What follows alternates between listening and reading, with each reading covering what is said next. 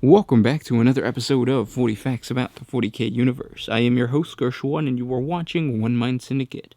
Today we continue talking about Tyranids as we get into Tyranid Hive Fleet Kraken. We're going to be talking about the Imperium and the Eldar response to Hive Fleet Kraken. If you guys are new to the channel, please subscribe. We post Warhammer 40K content every single day. And if you have any suggestions or requests, comment down below. With that said, let's get into 40 facts on Hive Fleet Kraken. As Hive Fleet Kraken approached Ikora 4, thousands of Genestealers suddenly burst from the Underhives in support of the invading Xenos, giving the lie to claims that the infestation had been entirely purged earlier years. Defense perimeters were completely overrun, Imperial Guardsmen slain by the thousands. In the terrible confusion, an ever larger number of Tyranid organisms made planetfall. Not only termagants and gargoyles that had composed the vanguard of the Pyre assault, but the truly monstrous Carnifexes and Tyrannofexes as well. Worst still, gigantic Hierodules and Hierophants, Bile Titans, stalked across the surface of the beleaguered world. The Tyranids had unleashed on Ikora 4 every terrible organic weapon in their arsenal. Despite all of this, Ikora 4 was not yet lost to humanity. Forewarned of Tyranid interest in the world by previous Genestealer infestations, the Imperium was able to mount a more solid counter-defense in the Ikora 4 system than in other areas of the Eastern Fringe under the assault of Hive Fleet Kraken. Chapter Master Marneus Calgar, the Lord of Ultramar and hero of the First Tyrannic War, led the Ultramarines into the battle against their old foe on Ikora 4, just as he had against the Hive Fleet Behemoth on Macragge 200 standard years earlier. The Ultramarines inflicted crushing losses on the Tyranid armada in space above the planet, and in the claustrophobic corridors of the towering Ikora and Hive cities. Space Marine veterans of the First Tyrannic War made planetfall, and scored Ikora's force hives in a series of close-quarter battles that lasted for close to a full Terran year. By employing the same tactics that had proved successful in defeating the Hive Fleet Behemoth in Ultramar, Marneus Calgar rallied the Imperial defenders of Ikora 4 and cast the Tyranids from the planet forevermore. But as always, victory against the Tyranids had come at a terrible price. Ikora 4 was reduced to a smoking, charned house of death and destruction, a world and its people sacrificed so that the Imperium of Man might endure yet another storm. The first warning the Eldar of Craftworld Yanden had of the danger possessed by the Tyranids of Hive Fleet Kraken was brought in the year 992 of the 41st millennium by the Craftworld's far-roaming rangers, those Eldar whose instincts drive them to a life of exploration and danger, and who secretly monitor the planets and alien races near their Craftworld. The news that the rangers brought was terrible indeed. A Tyranid hive fleet of immense proportion was heading towards Yanden's Craftworld. Already over a dozen Imperial planets had come consumed by the Tyranids' advance, and although the human Imperium was mounting a ferocious counterattack, it would be months until a major Imperial task force could be fully mobilized to deal with this threat in this area. By the time the Imperial frontier was established, the Eldar of Yanden knew that their precious Craftworld would have been overrun. Farseer Kalman, political leader and spiritual head of the Craftworld, called together the Eldar of Yanden and warned them of the impending Tyranid assault. Each Eldar Craftworld had a great hall known as a Place of Answering, which is capable of holding every member of the Craftworld's population. At times of emergency, the Eldar met there, so that all may know of the peril that faced their Craftworld, and so that any Eldar might voice an opinion on the course of action that should be taken. Only once all views had been debated and consensus reached would the Craftworld's Farseer decide on the course of action to be taken. The debate by the people of Yanden on the action to take against Hive Fleet Kraken's approach was heated and prolonged.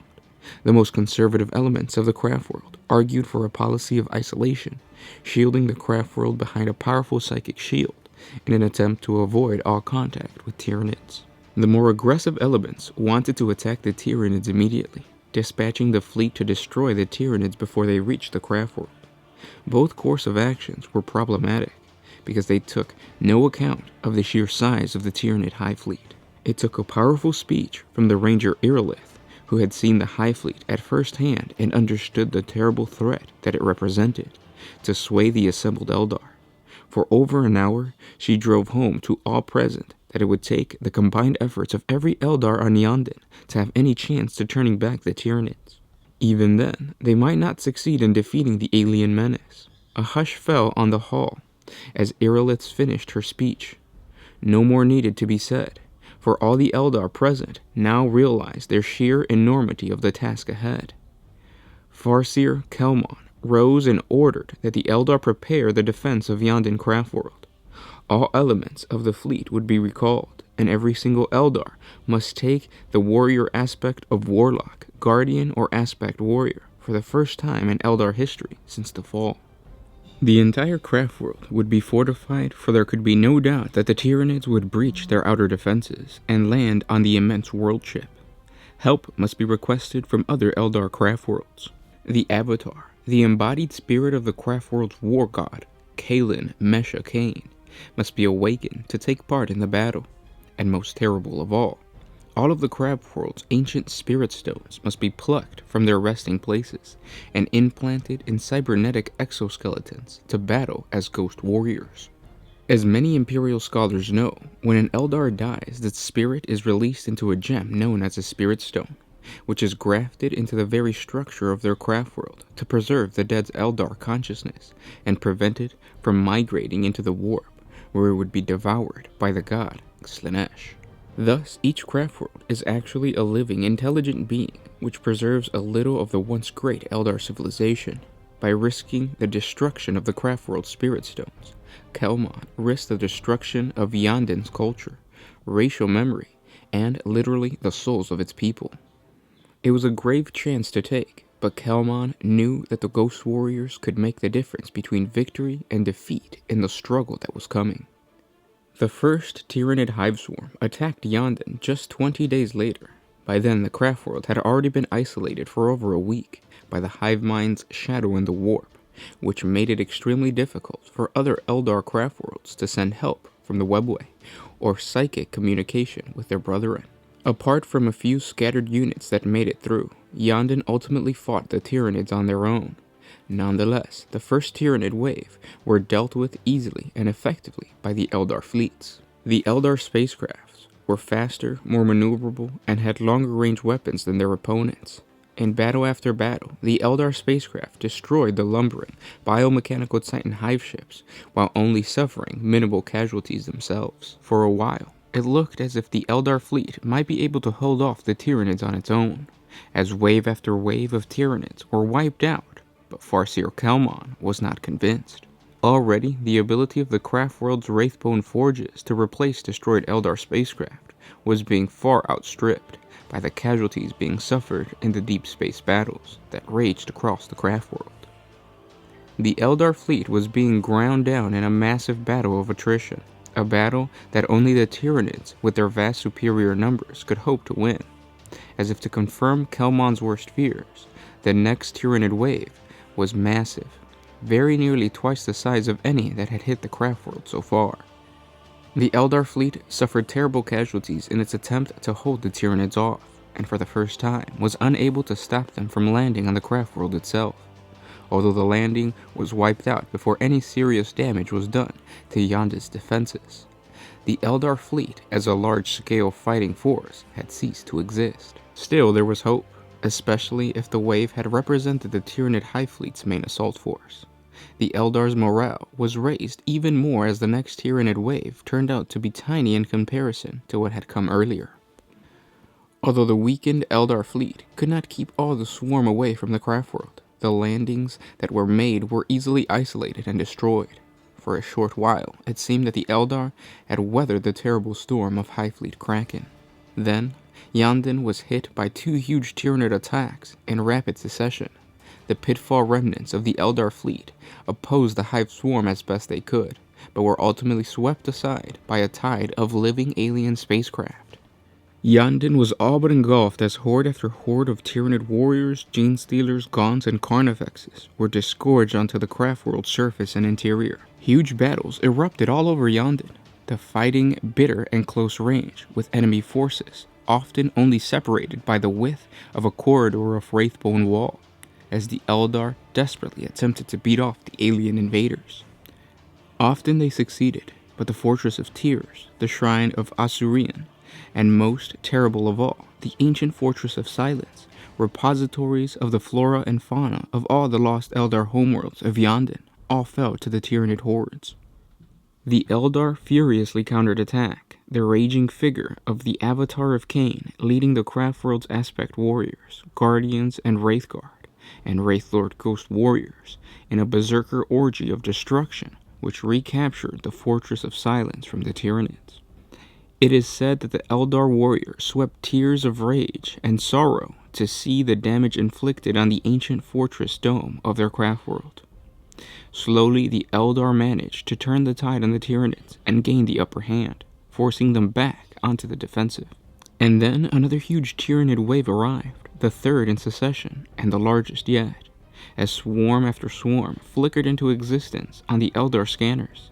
Kelmon knew that, bearing a miracle, Yanden Craftworld was doomed. Over 50 standard years before the Tyranid assault, High Admiral Uriel, an Ultrarch that led the Yanden fleet, although he was considered one of the greatest Eldar naval tacticians to have ever lived, his character was flawed by the sins of pride. When Yanden had been threatened by the Chaos Space Fleet raiding out of the Eye of Terror, Uriel had led the Eldar fleet on a preemptive attack on the Chaos Fleet's flagship, leaving the Yanden Craftworld unprotected.